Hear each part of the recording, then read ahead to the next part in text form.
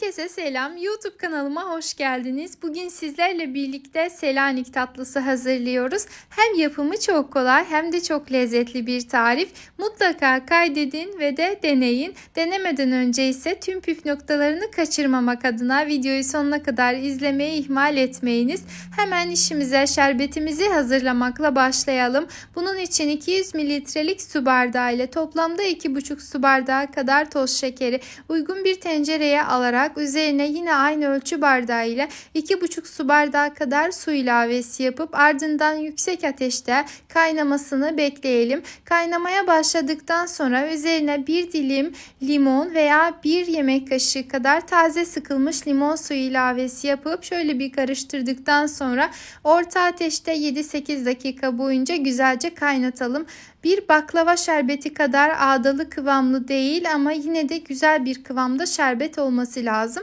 Böyle bir videoda da gördüğünüz şekilde kaşığımızı dik tuttuğumuzda damlalar yavaş akmaya başlıyorsa artık şerbetimiz hazırdır. Hemen bir kenarda ılımasını bekleyelim. Geçelim hamurumuzu hazırlamaya. Bunun için 2 adet orta boy yumurtayı uygun bir kasenin içerisine alarak bir çatalla veya çırpıcı yardımıyla güzelce çırpalım. Ardından üzerine 1 çay bardağı sıvı yağ veya zeytinyağı, çay bardağı ölçüm klasik 120 mililitrelik çay bardağıdır. 1 çay bardağı toz şeker, 1 çay bardağı Hindistan cevizi, 1 paket toz vanilin, yarım paket yani ortalama 4 gram kadar kabartma tozu ve 1 çay kaşığının yarısı kadar karbonat ilavesi yapalım. Bu tarz tatlılarda karbonat kullandığımızda mutlaka tepkimenin gerçekleşmesi için üzerine birkaç damla kadar limon suyu ilavesi yapmamız lazım. Yapmadığımız takdirde hem kokusu hem de tadı çok baskın ve ağır olabilir. Aklınızda bulunsun. Her zaman aynı yöntemi kullanmaya özen gösteriniz. Eğer yine de karbonat kullanmak istemezseniz, tadı ağır değil tabii ki de, olmadı, hiç gelmedi bu arada tadı. Yine de kullanmak istemeyenler 1 paket kadar tam olacak şekilde kabartma tozu kullanabilirler. Malzemeleri güzelce karıştırdıktan sonra yine 200 mililitrelik su bardağını baz alarak 1,5 su bardağı kadar mısır unu ilavesi yapalım. Ardından bir tepeleme su bardağı kadar un ekleyip güzelce karıştırıp hamurumuzu hazırlayalım.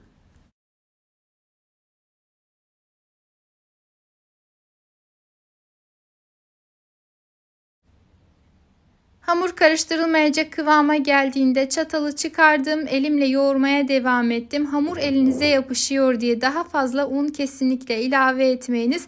Zaten hafif ele yapışan güzel kıvamlı bir hamur elde etmeliyiz. Son kıvamı, ellerimi yıkadım. Bu şekilde oldu. Parmak uçlarımıza hafif yapışır şekilde bir hamur olması lazım. Bu arada benim hazırladığım hamurun rengi birazcık koyu sarı gibi görünebilir. Çünkü kullandığım mısır unu köy mısır unuydu ve zeytinyağı ekledim. Sıvı yağ ve market mısır unu ile yapacaksanız büyük ihtimal ile rengi bir tık daha açık sarı olacaktır. Herhangi bir soru işareti aklınızda kalmasın. Öncelikle fırın tepsimin içerisine güzelce yağladım. Ardından elimi de yağlayarak hemen hamura şekil veriyorum. Ortalama küçük bir ceviz boyutunda hamurdan aldım. Elimle yuvarladıktan sonra üzerini hafif yaslayarak fırın tepsimin içerisine diziyorum. Bir tanesini hazırladım. Geriye kalan tamamını da aynı işlemi uyguluyorum. Bu arada kanalımda zorlu, kolaylı, çeşit çeşit börek, pasta, yemek tariflerim mevcut. Dilerseniz kanalımı ziyaret ederek diğer tariflerime de bir göz gezdirebilirsiniz. Hamurların tamamına şekil verip hazırladıktan sonra önceden ısıtılmış 175 derece fırında pişmeye gönderelim. Ortalama pişme süresi 15-20 dakikadır. Yine de fırına pişme süresi değişebileceğinden kontrollü davranmanızı, üzerlerinin hafif kızarmasını beklemenizi tavsiye ediyorum. Videoda da gördüğünüz üzere çok güzel çatladılar. Harika bir kıvamı oldu. Asla sert değildi ve şerbetini anında çekti. Fırından çıkardığımız anda üzerine sıcaktan daha ılığa dönük şeklinde, yani soğuğa dönük şeklinde ılık şerbetini ekliyoruz. Ilık derken kesinlikle yoğurt mayalama kıvamındaki ılıklıktan bahsetmiyorum. Yani elinizi asla ısıracak gibi yakmayacak.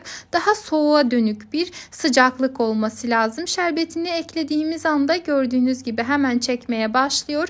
Yine de güzel çekmesi için, içerisi mısır unlu olduğu için, mısır ununu da sert olduğu için mutlaka üzerini tekrar bir tepsiyle kapatalım ve bu şekilde 3-4 saat boyunca hem şerbetini güzelce çekmesini hem de tatlılarımızın tamamen soğumasını bekleyelim. Ardından dilediğiniz gibi servis edebilirsiniz. Bu arada deneyecek olan herkese fikir olmak amaçlı deneyimlerinizi, tarifi denedikten sonra yorum kısmında bizlerle paylaşmayı ihmal etmeyiniz lütfen.